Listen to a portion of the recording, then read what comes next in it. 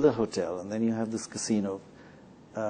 Have you ever seen anybody making money in gambling? Oh, yes. We have customers. You know, I run high-end. Our casinos cater to very big players in China and the United States. Bellagio, Mirage, Wynn, Encore, both in the United States and in Asia. And we've had customers in Baccarat and Chemin de Fer win as much in a week as $15 or $20 million. And go home. And go take home. a check. That's the thing. Take a check and go home. Now you're going to ask me next, is that the end of it? Right. Absolutely not. The thing that all the customers have in common is that they like to play. Right. The good news is when they win, they have now a stretch of time when they can play with the house's bankroll, not their own. Right. And so I've never met a gambler, a person who likes to play those games, that says, oh boy, I won, I'm never doing it again. I'm off. No. It makes no sense. Right. They wouldn't be doing it in the first place if they thought that way. Right. They only do it because they'd rather do that than have the money. Just the same as someone would rather spend $1,000 or $3,000 on a bottle of red wine instead of having $3,000 in a bank. Or a woman would rather have the 35th or 50th pair of shoes that she doesn't need for her feet. Rather than just have it in the bank. Than have it in the bank. So, you know, I don't question the discretionary use of discretionary income. What I do worry about, and we're very, very meticulous about this, is that when someone is clearly out of control in gaming, we cut them off.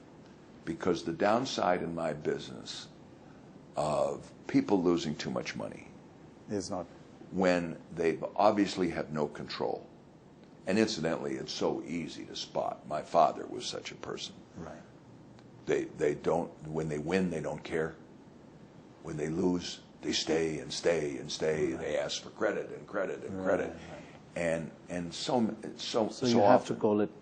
I stop. You just stop. Once or twice every year, there'll be one of our major customers. And let's say that person's $1 million customer, but all of a sudden I find out he's got $1 million worth of credit at 3 other hotels.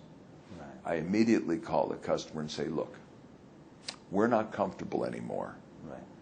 This activity seems to be out of control. Right. We would like you to pay off what you owe us. And we want you to know that we appreciate you coming here.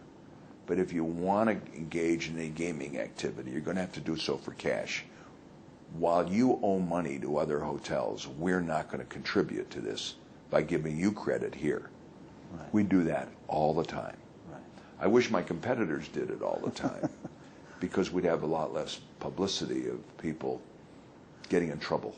But what would, like so many people are watching this show right now, what would you tell them is gambling? That you can make money in it, or never think you're going to make, whatever if you win, you're going to eventually spend it. If you want to make money in a casino, own one. Own one, right. Don't play in one. That's my, if you want to have entertainment and excitement, then as long as you're under control, casinos can be great fun because you can win. But over the long run, the house advantage, no matter how small it may be, is a very predictive element of the final outcome. And that truth is inexorable. Right.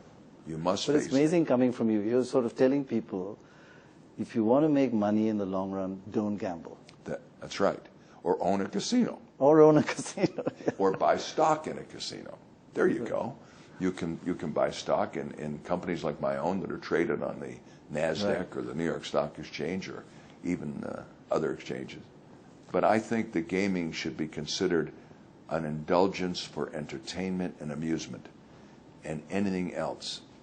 Now, there are games in a casino like poker, like sports betting, and even blackjack, where skill becomes a factor. Right, right. And it's possible if a casino will let you play blackjack and you're good enough at it, that you can beat the house. Right. You can't do it with baccarat and craps. Those But things are the fixed. problem with beating the house is that once you've got money, you'll keep playing because you enjoy it till you spend that money eventually. Is that right? Well, what I am saying is that there are games in a casino where the player can have the advantage. Right. But he has to learn to get up and walk away, which is the most difficult thing. Managing the money is very difficult. It's very difficult. That's part of the sport. But in sports betting, for example, many of the sports bettors that we have in Las Vegas are smarter than we are in calculating the odds on a football game or a soccer game. Okay, so it can be done, but yes, it's a rare thing. It takes a professional to do it. Right. Just do it for fun. Yes. Don't do it to make a living. That's my advice. Doesn't work. Okay.